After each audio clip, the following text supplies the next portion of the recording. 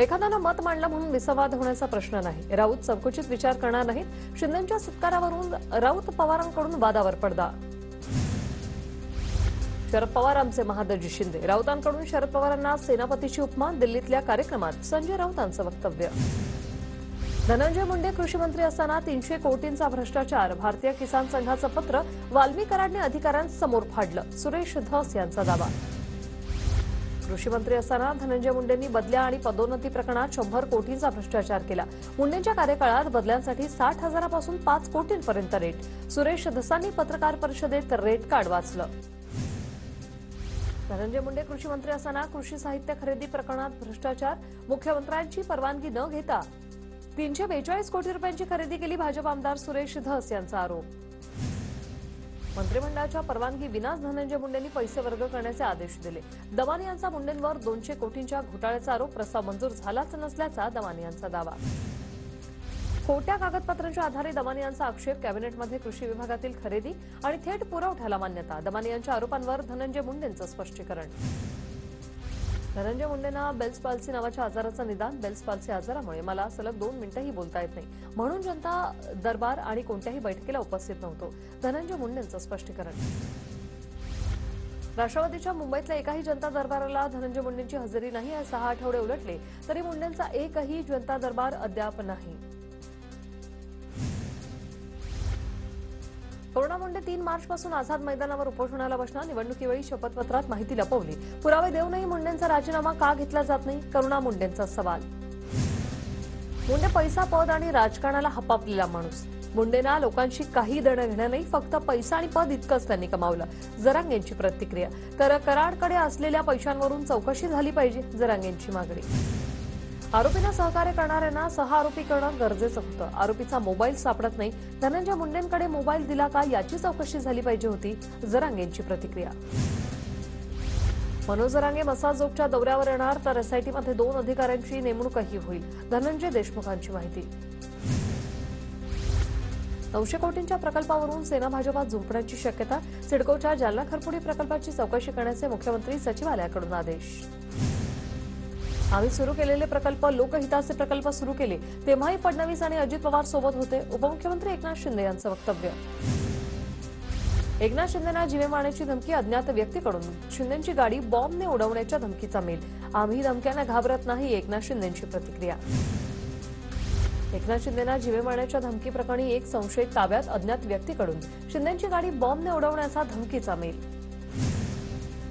आमचे सरकार प्रचंड मजबूत आहे. धमकीचे ईमेल करणाऱ्यांचा शोध घेतला जाईल. मेल करणाऱ्यांबद्दल तपासात निष्पन्न होईल. बावनकुळेंची प्रतिक्रिया.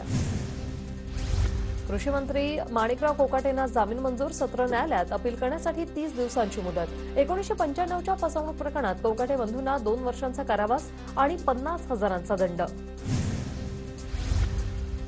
माझ्या राजीनाम्याची मागणी होऊ शकते, मात्र न्याय मागण्यासाठी हायकोर्टात जाणार. कृषी मंत्री माणिकराव कोकाटेंची प्रतिक्रिया. आरोप सिद्ध झाल्यामुळे माणिकराव कोकाटेंचा तातडीने राजीनामा घ्यावा, तसंच कोकाटेंचं विधानसभेचं सदस्यत्व रद्द झालं पाहिजे. सुषमा अंधारेंची मागणी. सरकारमध्ये भ्रष्ट मंत्र्यांची टोळी. माणिकराव कोकाटेंनी बनावट कागदपत्र तयार करून फसवणूक केली.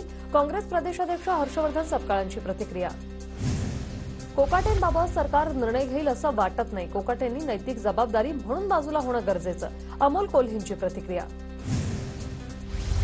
मेरी कुर्सी छीनी गई. चंद्रपुरातील कार्यक्रमात सुधीर मुनगंटीवार यांचं वक्तव्य. एप्रिल किंवा मे मध्ये मुंबई महानगरपालिकेची निवडणूक लागण्याची शक्यता. विधानसभा निवडणुकीवेळी जी चूक झाली ती पुन्हा होणार नाही याची काळजी आहे. उद्धव ठाकरेंच्या पदाधिकाऱ्यांना सूचना. मी धक्का पुरुष. कोणी किती धक्के देते ते बघूया, मात्र यांना असा धक्का देणार की पुन्हा दिसणार नाही. उद्धव ठाकरेंचा शिंदेच्या शिवसेनेवर हल्लाबोल. ठाकरेंच्या शिवसेनेच्या आमदार खासदारांच्या बैठका पुढे ढकलल्या. आमदारांची 28 फेब्रुवारी तर खासदारांची बैठक 1 मार्चला होणार. डॅमेज कंट्रोलसाठी ठाकरेंकडून बैठकांचं सत्र. सर्व टायगर आता महायुतीत आले आहेत, त्यांच्याकडे कोण आहे ते दुर्बिणीने बघावं लागेल. दरेकरांची ठाकरेंवर टीका.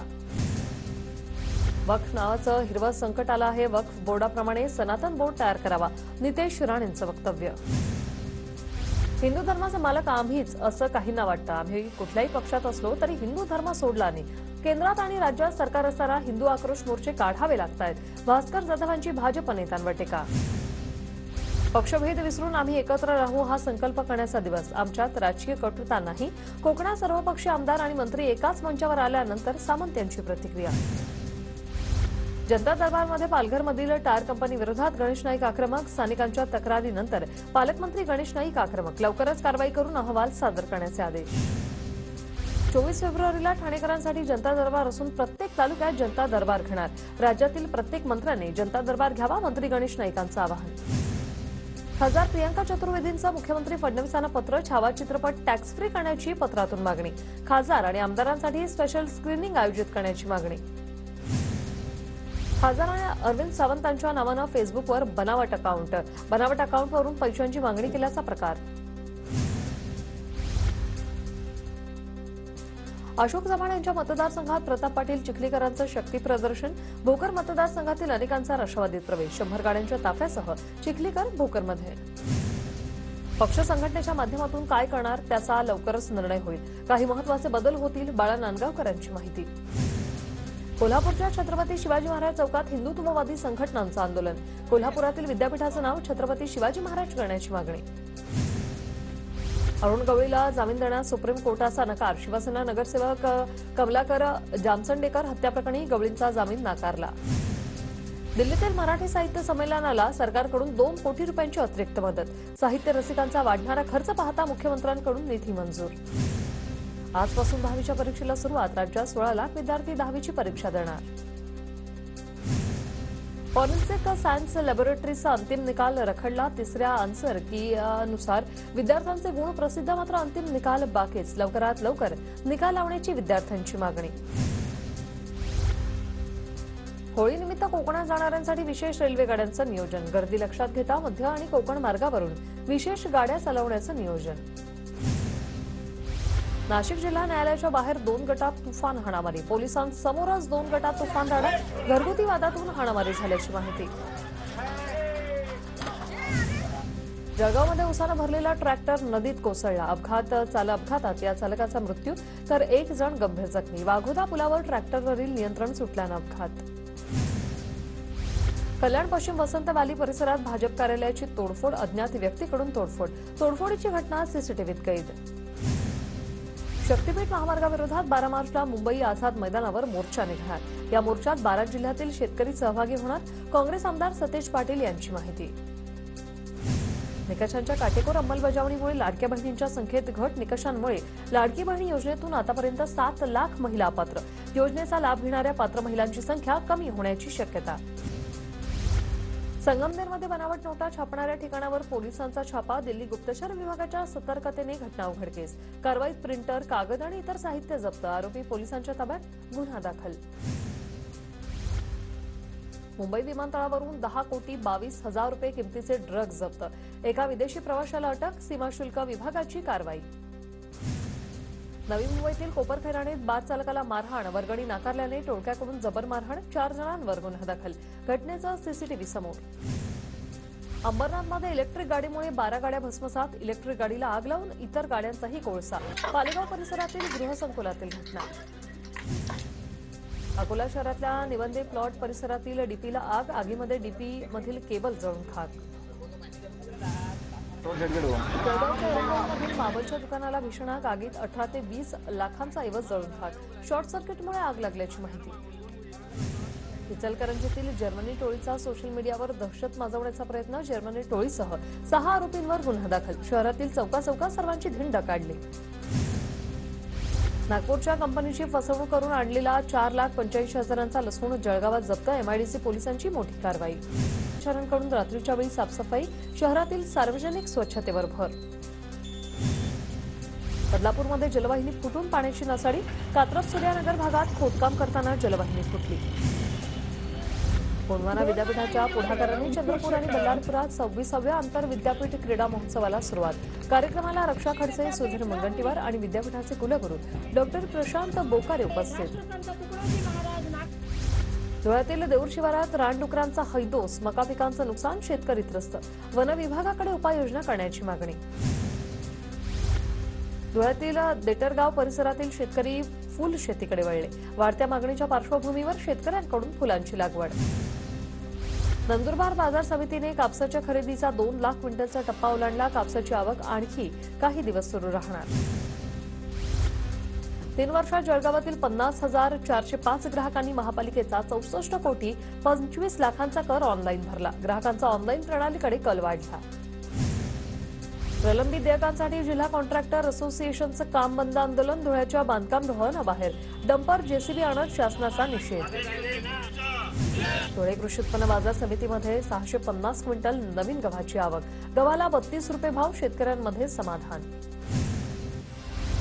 नंदुरबारच्या नवापूर तालुक्यातील बारी गावात वनविभागाकडून लाकूड आणि फर्निचर जप्त.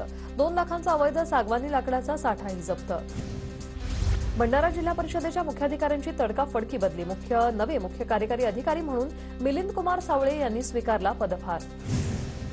कोल्हापूर अंमली पदार्थांची विक्री करणाऱ्या टोळीचा पर्दाफाश. महिलेसह 4 जणांना कोल्हापूर पोलिसांकडून अटक. या कारवाईत पोलिसांकडून 17 लाखांचा मुद्देमाल जप्त. जळगाव जिल्ह्यातील कापूस उत्पादक शेतकऱ्यांवरील संकटाची मालिका सुरूच. कापसाला हमीभाव नाही तर दुसरीकडे सीसीआय केंद्र देखील बंद. शेतकरी अडचणीत. वाशिम जिल्ह्यात खरीप हंगामातील कापूस पिकाच्या वेचण्या अंतिम टप्प्यात. गुलाबी बोंडअळीच्या नियंत्रणासाठी कपाशीचं फरदण घेणं टाळावं. कृषी विभागाचं आवाहन. अहिल्यानगर जिल्ह्यामध्ये तूर खरेदीसाठी 12 केंद्रांना मंजुरी. सर्व खरेदी प्रक्रिया ही ऑनलाईन पद्धतीने होणार. शेतकऱ्यांवर माल खरेदी केंद्रांवर घेऊन येणं बंधनकारक असणार. जळगाव शासनाकडून तुरीच्या खरेदीला सुरुवात नाही. शेतकऱ्यांमधून नाराजी व्यक्त. खासगी बाजारात कमी दर मिळत असल्यानं शेतकऱ्यांना आर्थिक फटका. शासकीय खरेदी केंद्र सुरू करण्याची शेतकऱ्यांची मागणी. पैनगंगा नदीवरील कोल्हापुरी बंधारा कोरडा पडल्यानं रब्बीची पिकं धोक्यात. वाशिम जिल्ह्यातल्या बाळखेड, भापूर आणि धोडप-बुद्रुक परिसरात पाण्याअभावी शेतकरी त्रस्त. जालन्याच्या भोकरदन तालुक्यातील कांदा उत्पादक शेतकरी चिंतेत. पिकावर मधमाशा येत नसल्याने उत्पादनात घट होण्याची शक्यता. हिंगोलीत कांद्याच्या बियाण्याला बाजारामध्ये चांगला भाव. शेतकऱ्यांकडून मोठ्या प्रमाणात कांदा बीजची लागवड.